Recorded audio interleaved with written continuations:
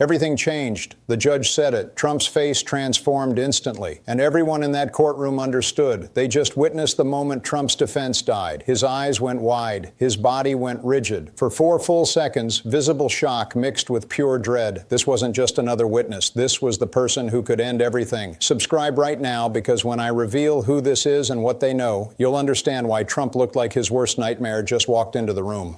Here's what happened 51 minutes ago. It's 9:34 a.m. in federal court. Judge Michael Patterson is reading the prosecution's witness list for next week. Standard procedure. He's already read through 9 names without incident. Then at 9:37 a.m., he reads the 10th name. Trump's reaction is instantaneous and visceral. His head jerks up from the documents in front of him. His jaw clenches so hard you can see the muscle tension from across the courtroom. His hands, which had been resting casually on the table, suddenly grip the edge with enough force that his knuckles turn white. Lead defense attorney Susan Nikellis immediately leans toward him, whispering urgently. Trump shakes his head sharply, once, twice, clearly agitated. The prosecutor at the podium, noticing the reaction, pauses, looks directly at Trump, then continues reading the witness description, but slower now, emphasizing each word. Trump's attorney, Todd Blanche, stands abruptly. Your Honor, we need to address this witness immediately in chambers. Judge Patterson's response is measured. You'll have the opportunity to file appropriate motions, Mr. Blanche. For now, we're completing the record. The message is clear. This witness is testifying, nothing is stopping it, and Trump knows it. Let's talk about who this person is. The name is currently sealed pending witness security arrangements, but I've confirmed the identity through multiple sources with direct knowledge of the case. The person who caused that reaction in Trump, the person whose testimony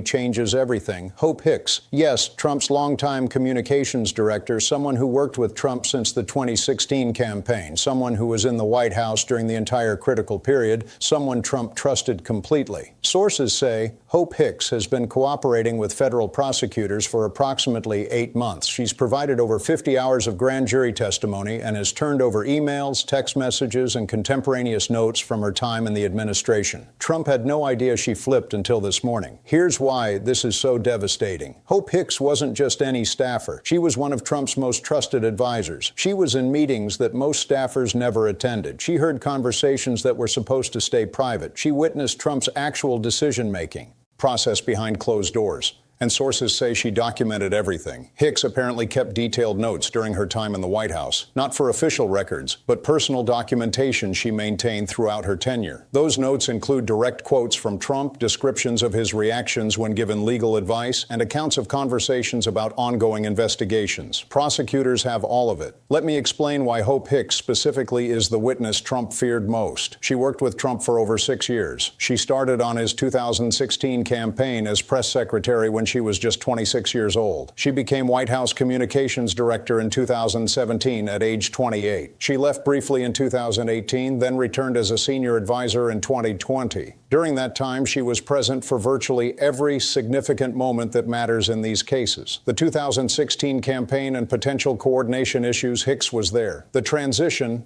period and early administration decisions, Hicks was there. The response to the Russia investigation, Hicks was there. The Access Hollywood tape crisis, Hicks was there. The Stormy Daniels situation, Hicks was there. The impeachment proceedings, Hicks was there. The post-election period in 2020, Hicks was there. She wasn't a peripheral figure. She was in her circle. Trump spoke freely in front of her because he trusted her implicitly. But there's something else that makes Hope Hicks uniquely dangerous as a witness, something that goes beyond just being present for important events. She was Trump's emotional confidant, not in a personal relationship sense, but in the sense that Trump trusted her judgment in ways he didn't trust most other advisors. When Trump was uncertain or worried, he would often turn to Hicks for perspective. When he was angry or frustrated, she was one of the few people who could calm him down and redirect his focus. This means she saw Trump at his most unguarded. She saw him when he wasn't performing for cameras or managing his public image. She heard what he really thought, what he really feared, what he really intended. Sources say this comes through clearly in her testimony. She doesn't just describe what Trump said in formal meetings. She describes his private reactions, his unscripted comments, his candid assessments when he thought only trusted people were listening. That level of access and intimacy makes her testimony extraordinarily credible and extraordinarily damaging. Moreover, Hope Hicks has a reputation for being honest and straightforward. Even people who disagree with Trump's politics generally regard Hicks as someone with integrity. She's not seen as a political political operative or an ideologue. She's seen as a communications professional who was loyal to her boss, but also maintained her own standards. When someone with that reputation testifies that Trump knowingly violated legal boundaries, juries believe it. There's also the fact that Hicks is young. She was in her 20s when she started working for Trump, barely 30 when she left the White House. She doesn't have decades of political baggage or controversial positions that defense attorneys can use to attack her credibility. She's simply a witness who was there, who saw things, who documented what she saw, and who is now telling the truth about it under oath. According to sources familiar with her testimony, Hicks can testify about several critical areas. First, Trump's state of mind and knowledge. She heard him discuss legal strategies, respond to attorney advice, and make decisions about how to handle investigations. She can testify to what Trump knew when he knew it and whether he understood the legal implications of his actions. Specific example from sources. In November 2020, Hicks was present for a meeting where White House counsel explicitly warned Trump that continuing to promote certain fraud claims could constitute defamation or fraud.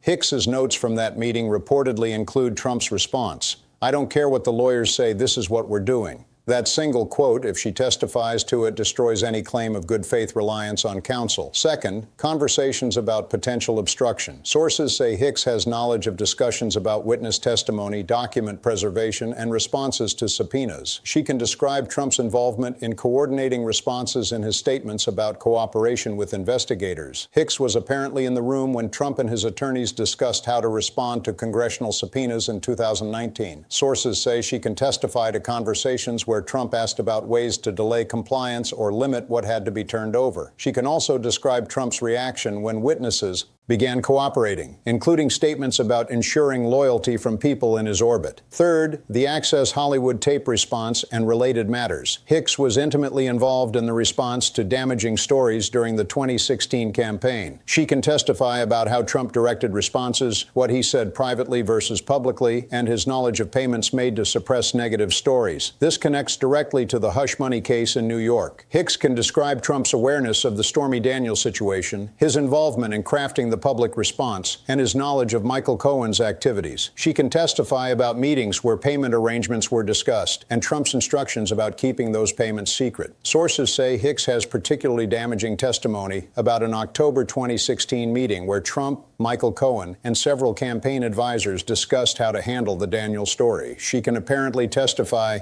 that Trump personally directed Cohen to take care of it and to make sure it doesn't come out before the election. That testimony directly contradicts Trump's repeated claims that he knew nothing about the payments and that Cohen acted independently. Fourth, post-election conduct. Hicks was in the White House during the critical period between November 2020 and January 2021. She can describe Trump's statements about election fraud claims, his response when told the claims lacked evidence, and his intentions regarding January 6th events.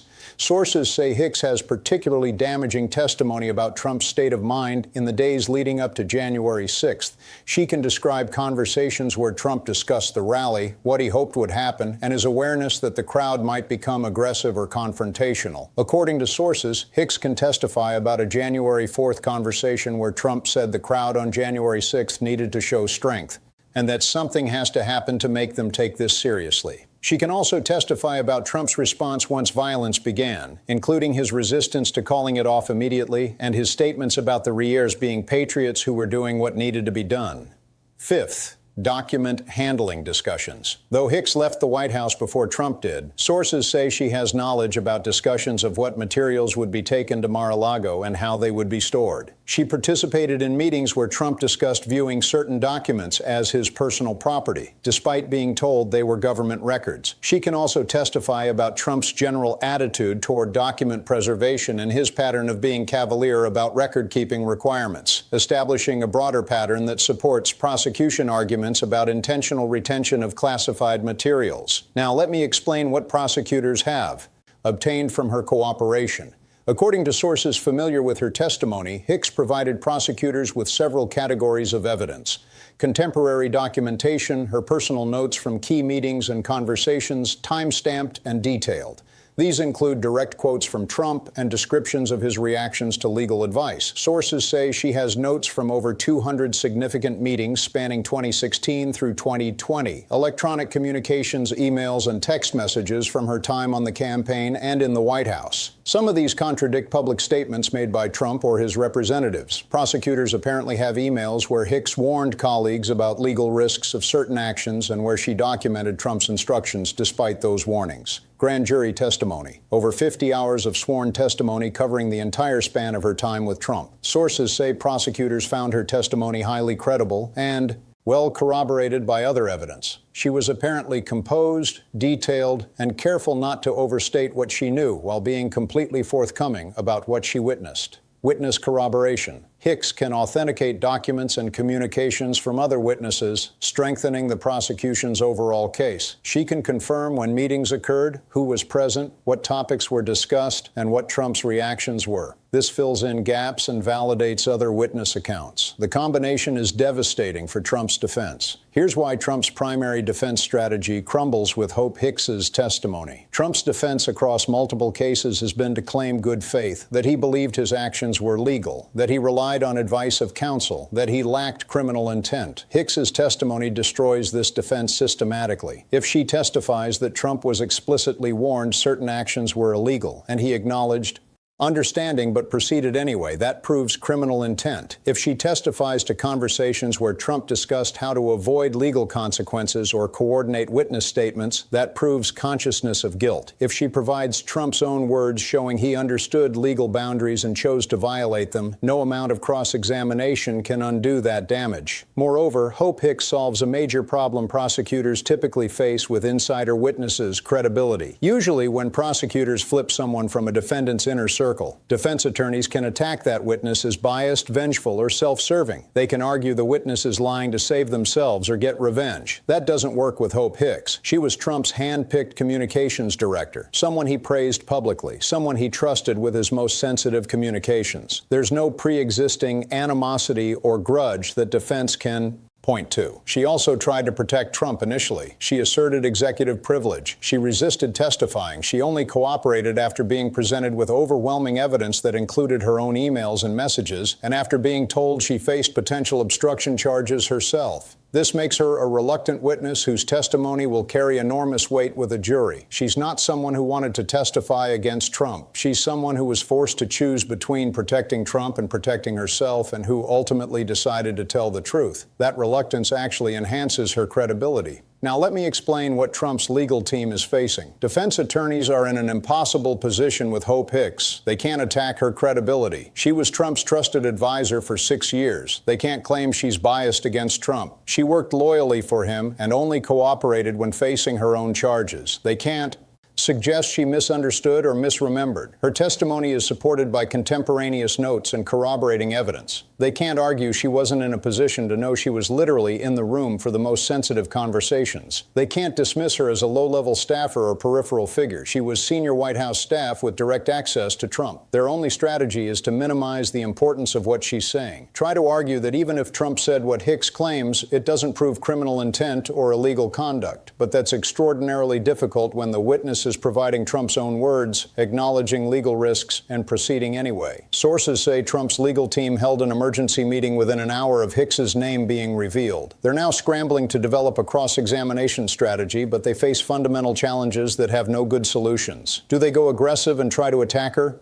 Character that risks alienating the jury and making Trump look desperate? Do they go soft and just try to poke holes in minor details that allows devastating testimony to stand largely unchallenged? Do they try to suggest she was coerced by prosecutors? That requires evidence they don't have and risks looking like a conspiracy theory. There's no good option. Hope Hicks is the witness every defense attorney dreads, credible, well-demented, and impossible to discredit. So, what happens next? According to sources familiar with the court schedule, Hope Hicks is expected to testify next week. Her testimony is anticipated to last 2 full days. 1 day of direct examination by prosecutors, 1 day of cross-examination by defense attorneys. Prosecutors apparently plan to walk her through a chronological account of key events, using her testimony to authenticate documents and tie together other witness accounts. They'll start with her background and relationship, with Trump to establish her credibility and access, then move through the critical time periods methodically. The direct examination will likely include displays of her contemporaneous notes, emails, and messages to corroborate her testimony in real time. Jurors will see Trump's own words in Hicks's handwriting or in emails she preserved. Defense attorneys will try to undermine her credibility during cross-examination, but sources say they face significant challenges. Hicks's testimony is well documented, corroborated by physical evidence, and delivered by a witness with no obvious motivation to lie. They'll probably try to suggest her memory is faulty after several years, but prosecutors can simply point to her detailed notes from the time. They'll try to suggest she's interpreting Trump's statements unfavorably, but prosecutors can point to direct quotes. They'll try to minimize the importance of specific statements, but prosecutors